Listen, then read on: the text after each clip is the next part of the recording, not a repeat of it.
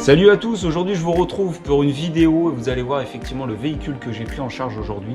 Et bien encore une fois il a été vraiment saccagé. Aujourd'hui la vidéo c'est exactement tout ce qu'il ne faut pas faire pour appliquer un traitement céramique, ou tout du moins comment ne pas appliquer un traitement céramique de cette manière.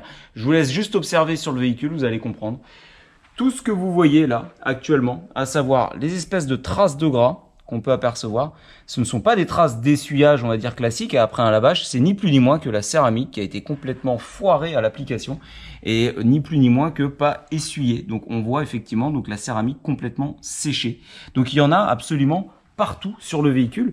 Et si c'était que sur la carrosserie, à la limite ça irait sur un élément, mais il y en a donc sur tous les éléments. Vous en avez même également sur les surfaces vitrées. On voit qu'effectivement ici il y a eu une zone de masquage donc avec un scotch et qu'évidemment à l'application on a débordé sur les surfaces vitrées. Donc là la céramique n'a pas été donc essuyée sur les surfaces vitrées. On peut voir aussi un manque d'attention au niveau des joints, où vous pouvez voir encore pas mal de poussière de polish sur les jointures. Mais les joints également aussi ont été touchés, les parties plastiques aussi ont été touchées avec donc cette céramique. On peut le voir notamment sur ce mât de rétroviseur où on a encore une délimitation ici, où effectivement le scotch devait arriver ici et évidemment on a appliqué donc la céramique sur le mât de rétroviseur. Voilà, donc typiquement tout ce qu'il ne faut pas faire lorsqu'on veut appliquer un traitement céramique, à savoir visiblement là sur ce véhicule le poseur qui n'était certainement pas donc un professionnel a jugé bon de laisser la céramique poser trop longtemps sur le support, et malheureusement après elle devenait complètement impossible à essuyer, parce que ça c'est un problème, il y a quand même des temps de pause sur les céramiques, et voilà, et donc on voit qu'on a ce voile en fait de céramique absolument partout sur la carrosserie. Et donc ça, quand il vous arrive ce genre de problème, vous ne pouvez pas l'avoir avec un simple lavage, avec un simple dégraissage, ou même un petit coup effectivement d'oil cleaner, donc solution à base d'alcool. Ça c'est valable quand vous vous êtes en gros trompé assez rapidement, donc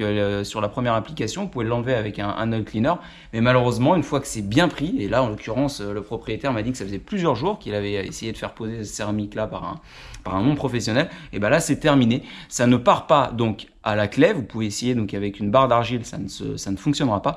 La seule solution qui s'offre à vous, c'est le polissage, et le polissage machine avec donc l'utilisation de compound, donc des polishes très forts avec des pads aussi agressifs, voire même dans certaines céramiques très professionnelles, il faut même poncer souvent au 2000 pour pouvoir retirer cette céramique. Donc là en l'occurrence sur ce véhicule où il y en a absolument partout, vous pouvez le voir même sur le toit est complètement ravagé. Vous sentez là cet aspect complètement rêche. C'est pas de la contamination de surface, c'est ni plus ni moins que cette céramique n'a pas été essuyée. Donc là il y a un gros travail qui m'attend sur cette voiture.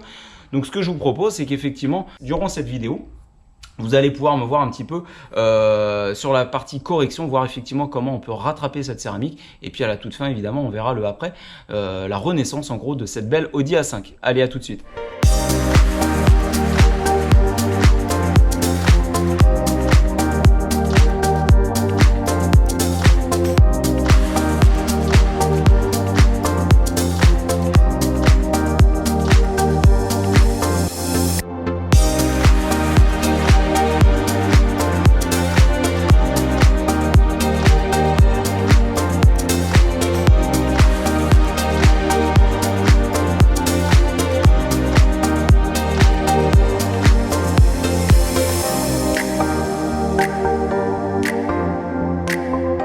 Et voilà, je vous retrouve donc maintenant une fois le travail réalisé sur cette A5. Alors vous vous rappelez l'état initial complètement déplorable avec cette fameuse céramique qui avait été très mal appliquée. En gros, c'est tout ce qu'il ne faut pas faire pour appliquer un traitement céramique.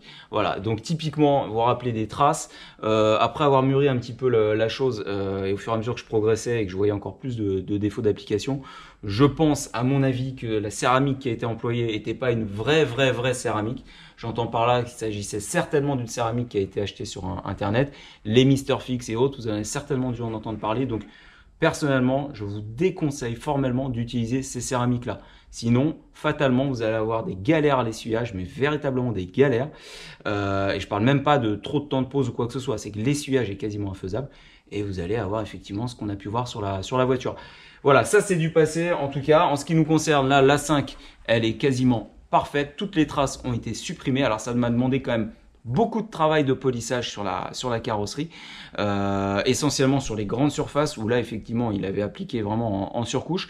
Donc un gros travail de polissage, mais aussi un travail de polissage de précision sur les brancards, les rétroviseurs, les jantes même, j'avais trouvé de la céramique sur les jantes, et puis également aussi sur toutes les parties plastiques. Donc rappelez-vous notamment les mâts de rétroviseur qui étaient vraiment marqués. Donc Julien, si tu veux regarder effectivement là le rétroviseur et montrer à nos amis le travail qui a été fait. Donc là on n'a plus du tout cet aspect brillant qu'on pouvait avoir au préalable. Donc gros dégraissage qui a dû être appliqué parce qu'on ne peut pas polir donc les surfaces plastiques brutes. Les joints pareil. Donc ça vraiment tout ce travail de précision, ça a mine de rien pris énormément de temps. Donc là globalement le travail qui m'avait été demandé par le client, c'était pas une remise en état complète, hein, donc des défauts profonds ils vont en rester dans le vernis, ça c'était hors prestat, mais par contre c'était de supprimer toutes les marques. Donc là le job il est parfaitement rempli.